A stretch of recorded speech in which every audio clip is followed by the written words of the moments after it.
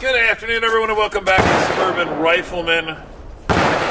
The third video exercise for this afternoon involves another revolver. This is not a Smith & Wesson, although it looks very much like a Smith & Wesson.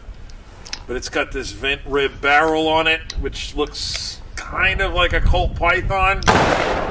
In fact, this is a Rossi Model 851. It was made in Brazil, probably in the late 1980s, early 1990s. These are actually quite good revolvers.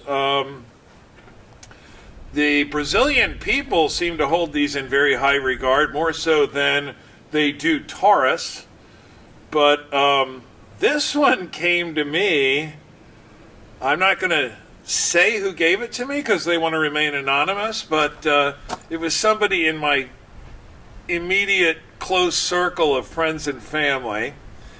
And it came to me with a blown-up barrel. I think it had a squib load, and then somebody fired another round, and the barrel burst, and was split right back to the frame. And they were basically going to throw it in the trash or chuck it in the ocean or something. And I said, no, I'll take it. And I thought, I'll just get another barrel and screw it on there, and bingo, bango, bongo, I'll have a functional gun, because the rest of the revolver seemed fine. There's no cracking in the frame. The action still worked perfectly. It is marginally out of time on one chamber in this cylinder. When you do the timing test and you cock it back very slowly, the hand, or I guess Smith & Wesson calls it the cylinder stop, pops up into the cylinder exactly when the hammer cocks, which it's not supposed to do. But when you're running this briskly, either in double action or single action, it locks up perfectly fine. So I'm not concerned about that. I did source another barrel. If somebody offers you a gun like this with a blown up barrel and you think, I'll just screw another barrel on it, it's a little more complicated than that. And I'm not a gunsmith. I used to be an armorer. I'm by no means a gunsmith. I am a fairly competent machinist, and I've been working in metal fabricating for a long time. I managed to get the barrel in and indexed correctly, and a proper cylinder to barrel gap, all of that.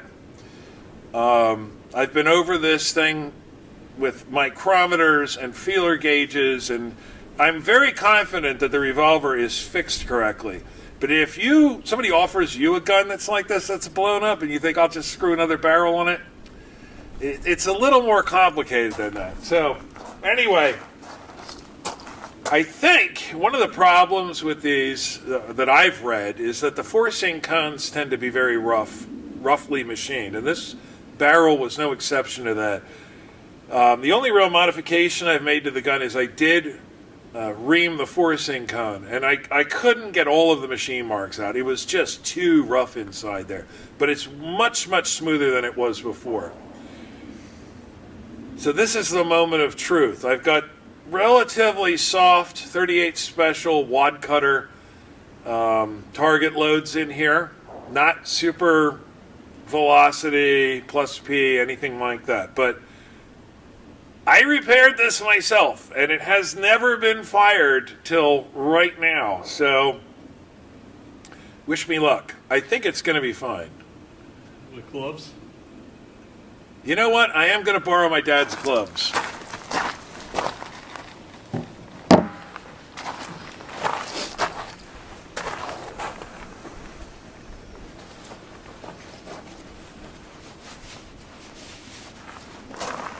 That was probably a good idea. Thank you.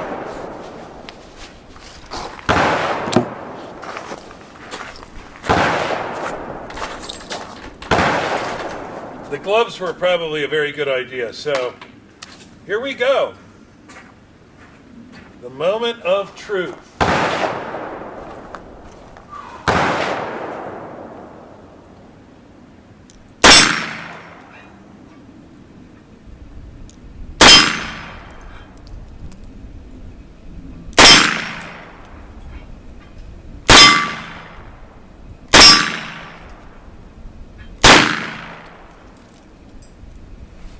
It didn't blow up.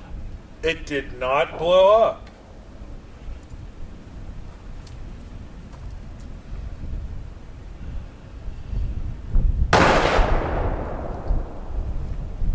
I don't see any evidence of it shaving lead.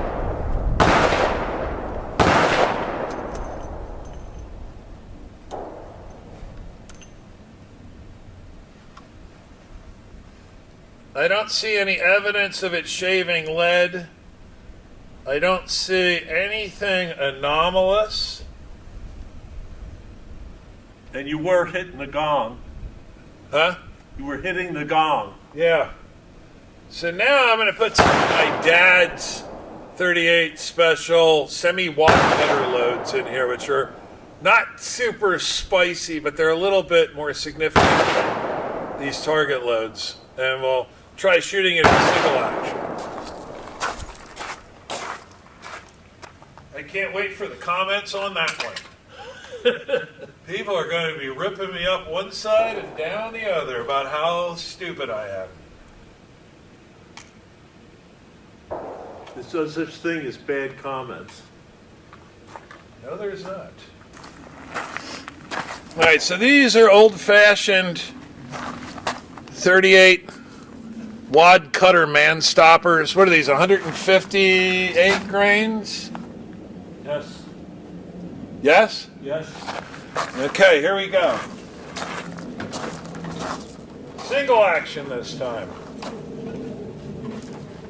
It's not too bad. For a $50 barrel off of eBay, I've got and honestly, dozens of hours of work. I have a functional 38 revolver. At least for the moment. But it should continue working. It wasn't made by Smith & Wesson in 2024. Yeah.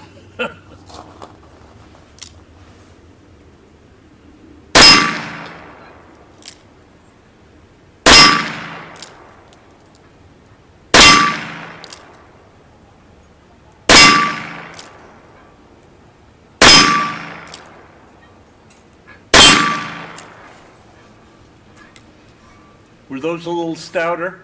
A little bit. They're not ass swampers, but those are a little bit stouter. Got some unburnt powder, but I don't see any lead shavings.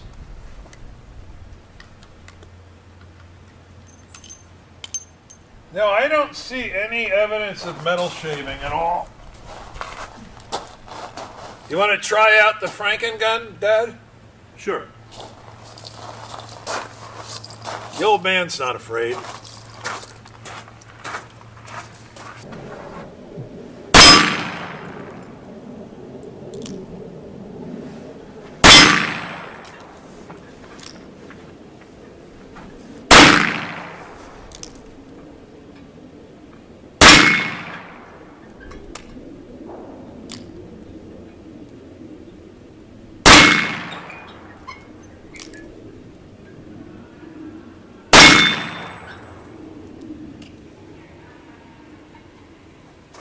All right. Pretty cool. So again, kids, do not try this at home. I am not what you would call a professional. But I did this at my own risk, and it worked out. Your mileage may vary. I would suggest if you're going to try to rebarrel a revolver, take it to a competent gunsmith, have them evaluate and see if it's even worthy of being rebarreled, and have them do the work. But I'm very pleased with the way this turned out, and this may very well be my new woods gun. This seems like about as good a knockaround gun as you can come up with. Center fire, because there's probably better rimfire knockaround guns, but I'm very happy with this. So I'm going to move on to the next thing, and I'll catch you all later. See you guys.